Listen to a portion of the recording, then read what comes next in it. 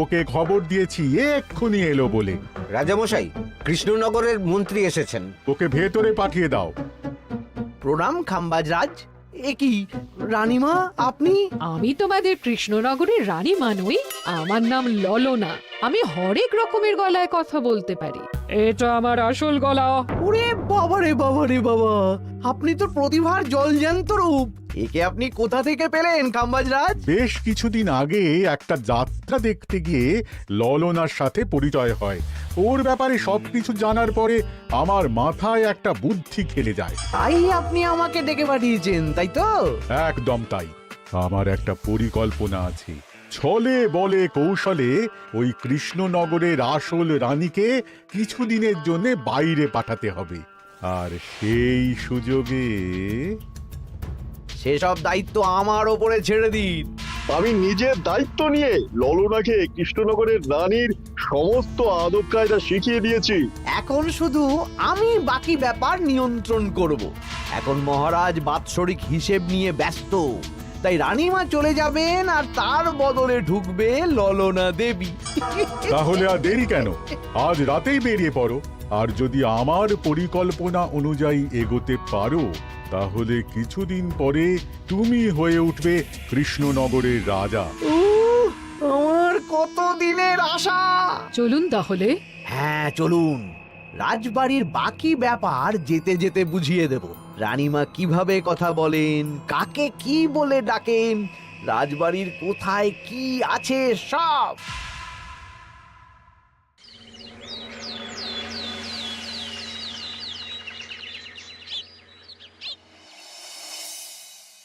কি গো গিন্নি, জ্বরটা নেমেছে?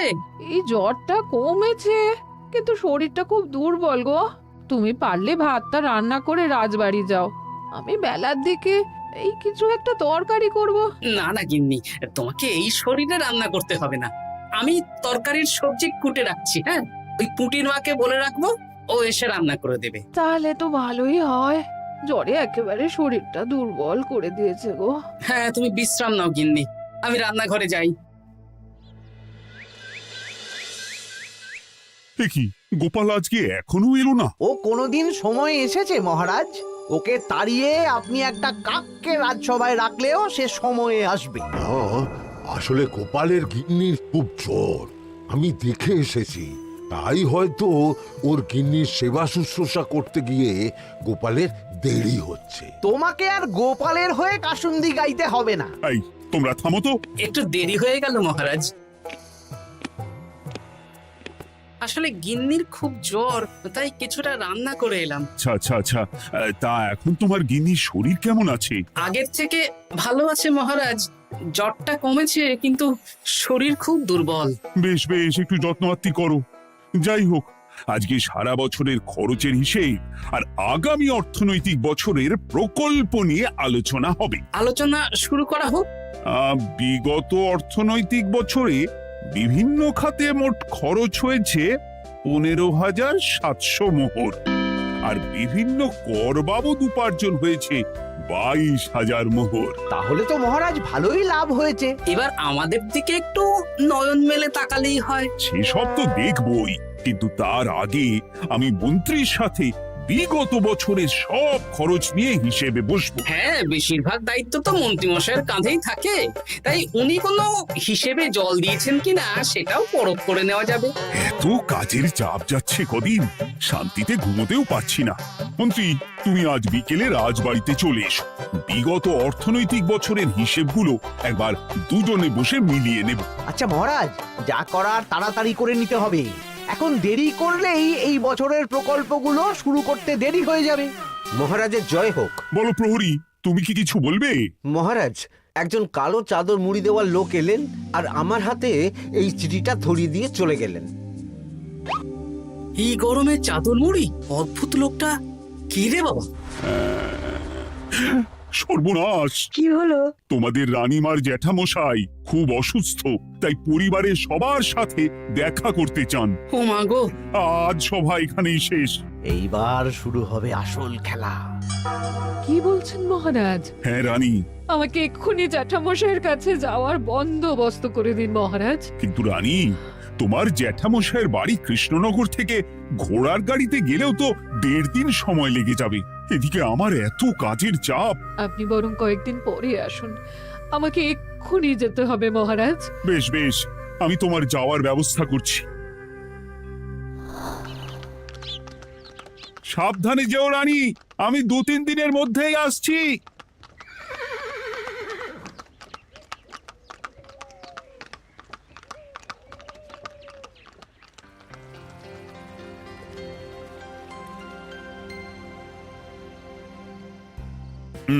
মন্ত্রী, বিগত অর্থনৈতিক বছরে আমাদের পাঠশালার উন্নতির জন্য কত খরচ করা হয়েছিল একটু দেখো তো। সব মিলিয়ে মোট 150 মোহর মহারাজ। কিন্তু আমার এখানে তো 170 মোহর দেখাচ্ছে। 170 মোহর? তা কি করে হয়? একই রানীমা, আপনি ঘোড়ার গাড়ি করে গেলেন আর হেঁটে চলে এলেন? সে আমার ব্যক্তিগত ব্যাপার, তুমি তোমার কাজ করো।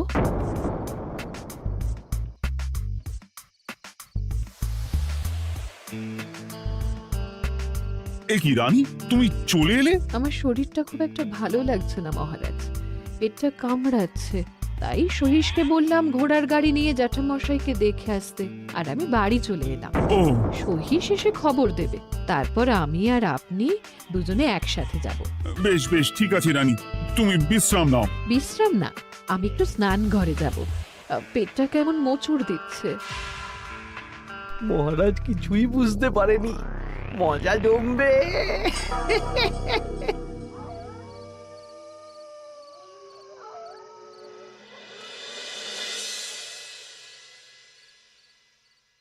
এ কি রানী, তুমি তোমার সব গয়না গাটি বের করছো কেন? আমার আর এই পুরনো নকশার গয়না পছন্দ নয় মহারাজ। ভাবছি কালকে সকালবেলা এই গয়নাগুলো শ্যাকরাকে দিয়ে শহুরে নকশায় নতুন গয়না বানাবো। কিন্তু এগুলো তো তোমার সবই পছন্দের গয়না। কিন্তু মহারাজ আমি ভেবে দেখলাম এই গয়নাগুলো সবই বড্ড ভারী গয়না। আমি শহুরে আধুনিক নকশার হালকা গয়না পরবো। এমনিতে জ্যাঠামশাইয়ের শরীরটা ভালো নেই, মনটাও ভালো নেই, ও, পেটটা কেমন মোচড় দিচ্ছে। আমি আরেকবার স্নান ঘরে যাব।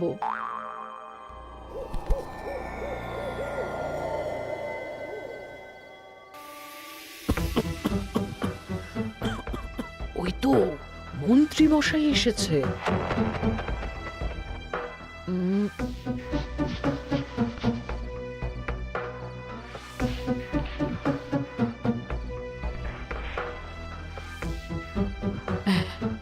এই রাজ্যে গোপাল আমার শত্রু, কালকে থেকে গোপালকে খাটাবে।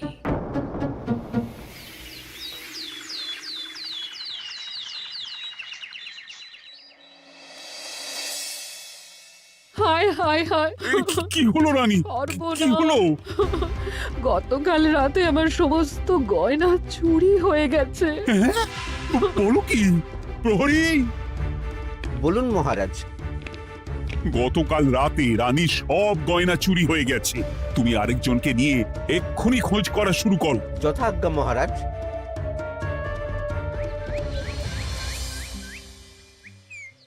আমার সব গয়না চুরি হয়ে গেল, এবার আমি কি করব? রানী তুমি কেঁদো না, সেই সকাল থেকে কেঁদেই চলেছ। আমি তো প্রহরীকে খোঁজ করতে পাঠিয়েছি। এই সব প্রহরী কর্মচারী কাউকে বিশ্বাস হয় না আমার। আজ থেকে সবাইকে ছুটি দিয়ে দেব। কি বলছো তুমি? সবাইকে ছুটি দিয়ে দিলে রাজবাড়ির কাজ কে করবে? কেন? আমাদের সবচেয়ে বিশ্বাসযোগ্য সভাসদ গোপাল আজ থেকে রাজবাড়ির সব কাজ গোপাল করবে। কি বলছো? আপনি কি বলতে চাইছেন? গোপাল বিশ্বাসযোগ্য না? হ্যাঁ, গোপাল আমার সবচেয়ে প্রিয়। ওর চেয়ে বিশ্বাসযোগ্য আর কেউ নেই। কিন্তু কোনো কিন্তু না, বলবেন আপনার আদেশ। এক্ষুনি গোপালকে ডেকে পাঠান। যেমন তোমার ইচ্ছে। গোপাল, গতকাল রাতে রানীর সব গয়না চুরি হয়ে গেছে, তাও আবার ঘরের ভেতর থেকে। আমি চাই তোমার মতো বিশ্বাসযোগ্য লোকই রাজবাড়ির সমস্ত কাজ করুক। মানেটা ঠিক বুঝতে পারলাম না রানীমা। মানে আমি রাজবাড়ির বেশিরভাগ কর্মচারীকে ছুটি দিয়ে দিচ্ছি, তার বদলে রাজবাড়ির কাজ করবে তুমি। কিন্তু কোনো কিন্তু না। রাজসভার ভাড়ামো অনেক হয়েছে। এবার থেকে তোমার কাজ বাসন মাজা, ঘর মোছা, কাপড় কাচা, পুরো রাজবাড়ি ঝাঁট দিয়ে পরিষ্কার করা। এই সেরেছে। যাও, রান্নাঘর থেকে বাসন নিয়ে পুকুর পাড়ে গিয়ে বাসন মাজবে। এ কি গোপাল, রাজসভা থেকে সোজা পুকুর পাড়ে? এ কি হয়েছে নাকি? হ্যাঁ, খুব হাসি পাচ্ছে না? হাসি তো পাবেই। নতুন রানীমা আসার পরে তোমার এই হাল করে ছেড়ে দিল। নতুন রানীমা? না, আসলে ঘটা বলতে চাইছে রানীমা তোমাকে নতুন চাকরি দিয়ে এই হাল করলো। ও যা হয়েছে ভালো হয়েছে। আমার পেছনে না লেগে নিজের কাজ করুন, যান। কোথায় কি বলতে হয় জানিস না নাকি? অভ্যেস নেই তো, তাই মুখ ফসকে বেরিয়ে গেছে।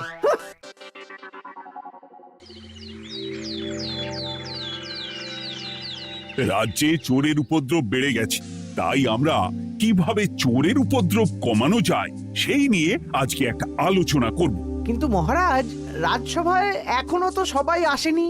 এই তো এসে গেছি। ওই রাজবাড়ির জামা কাপড় কাচ্ছিলাম।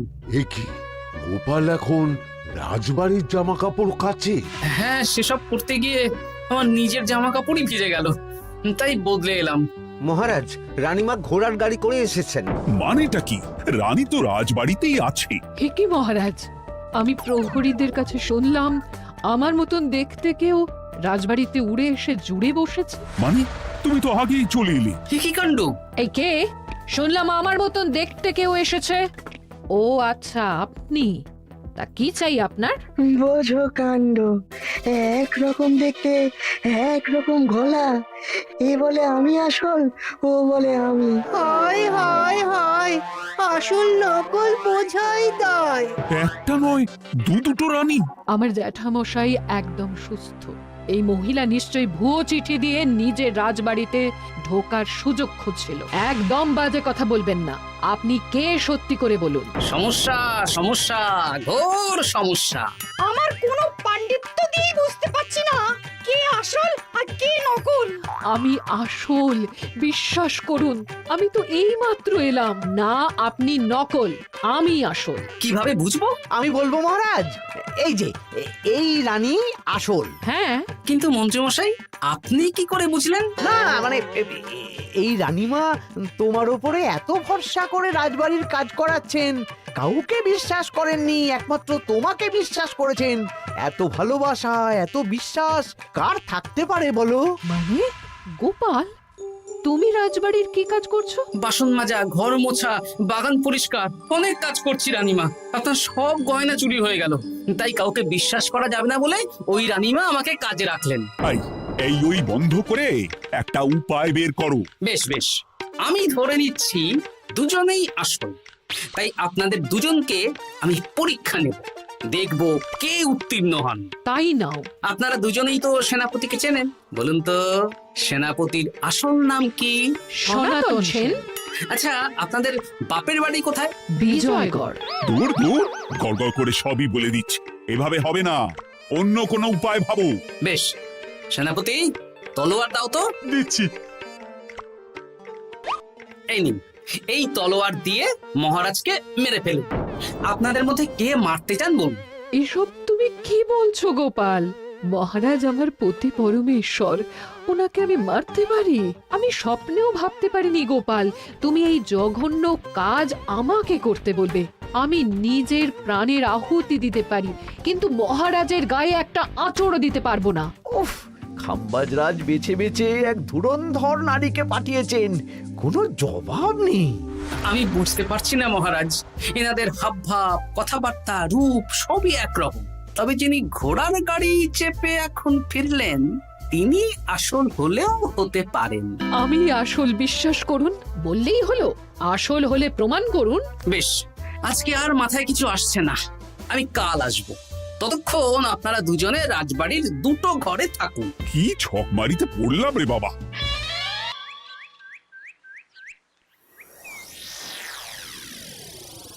ললনা একদম তৈরি হয়ে এসেছে। দারুণ মজা হচ্ছে বলুন। এবার শুধু একবার আসল রানীকে সরিয়ে ললনা যদি রানী হয়ে যায়, তাহলে রানীর গয়নার মতন সব আমার হাতে চলে আসবে। তারপর কি হবে? তারপর ধীরে ধীরে মহারাজকেও কায়দা করে সরিয়ে দেব, আর খাম্বাজ রাজ আর আমি এই দুজনে মিলে এই রাজ্য চালাবো। কি বুদ্ধি আপনার মাথায়।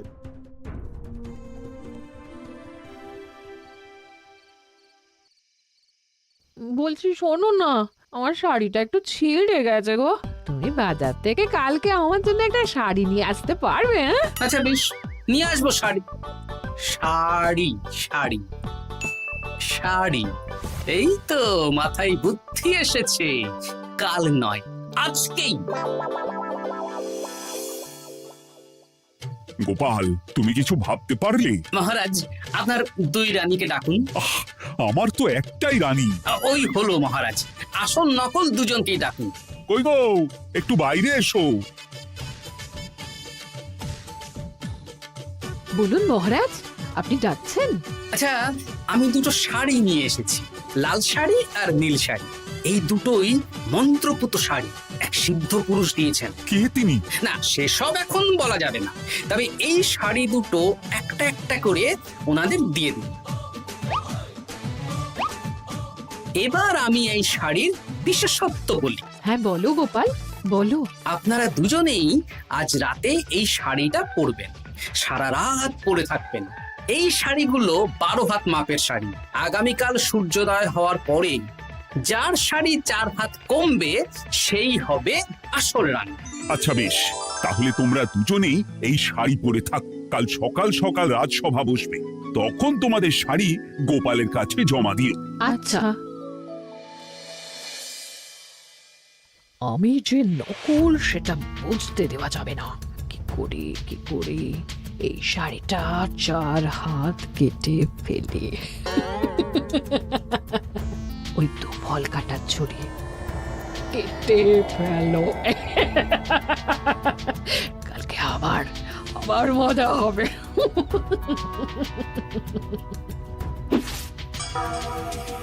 হে ঠাকুর, রক্ষা করো ঠাকুর, আমার শাড়িটা যেন 4 হাত কমে যায়।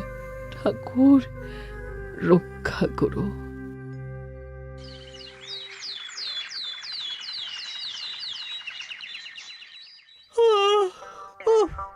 এত সকাল সকাল রাজসভা, দূর, ভালো করে ঘুমটাও হলো না। আমি তো ঘুমোইনি, চিন্তায় ঘুমই আসেনি। কই গো, তোমরা এসো। এই নিন আমার শাড়ি, এবার মেপে দেখুন, এটা 4 হাত কমে গেছে। এই দেখুন মহারাজ, বিশ্বাস করুন আমি আসল, কিন্তু এই শাড়িটা সারা রাত পরে থাকা সত্ত্বেও 4 হাত তো দূর, 4 আঙুলও কমেনি। লাল শাড়িটাই ছোট মনে হচ্ছে। তাহলে তুমি আসল? উফ, বাবা, বাঁচা গেল। আয়, কে আছো? এই নকল রানীকে কারাগারে বন্দি করো। দাঁড়ান মহারাজ, বন্দি করতে হলে যার শাড়ি 4 হাত কমে গেছে তাকে বন্দি করুন। কেন? আমার শাড়ি তো 4 হাত কমে গেছে। শর্ত অনুযায়ী যে আসল তার শাড়ি তো 4 হাত কমবে না, আপনি ধরা পড়ে গেছেন নতুন রানীমা।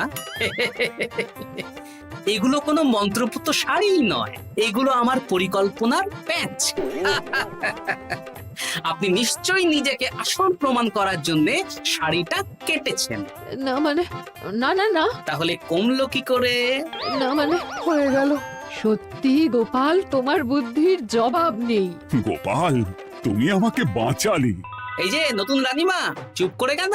ওকে আমি কারাগারে গিয়ে বেত মারছি, তাহলেই সব বলবে। বল, কে তুই বল। আসলে মানে আমার নাম ললনা, আমি যাত্রাপালা করি, অনেক রকম গলায় কথা বলতে পারি। কদিন আগে খাম্বাজ রাজ আর এই মন্ত্রী মশাই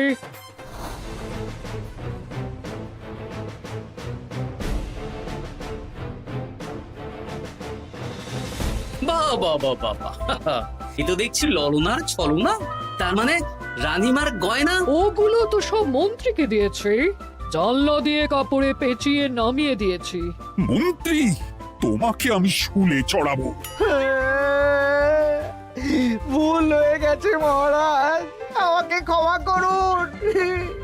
প্রাণে মারবেন না, সব গয়না ফেরত দিয়ে দেবো মহারাজ। তুমি শত্রু রাজ্যের প্ররোচনায় এত বড় ক্ষতি করতে চেয়েছিলে? ক্ষমা করুন মহারাজ, ক্ষমা করুন। সেনাপতি, মন্ত্রীকে 1000 বার বেত্রাঘাত করো। আর এই ললনার কি হবে? আমি অনেক দিন ধরে বাড়িতে একটা কাজ করার লোক খুঁজছি, ওনাকেই পাঠিয়ে দিন।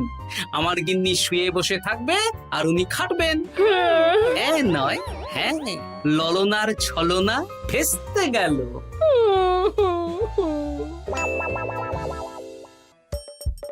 হাসির রাজা, জ্ঞানের রাজা, রসিক রাজা।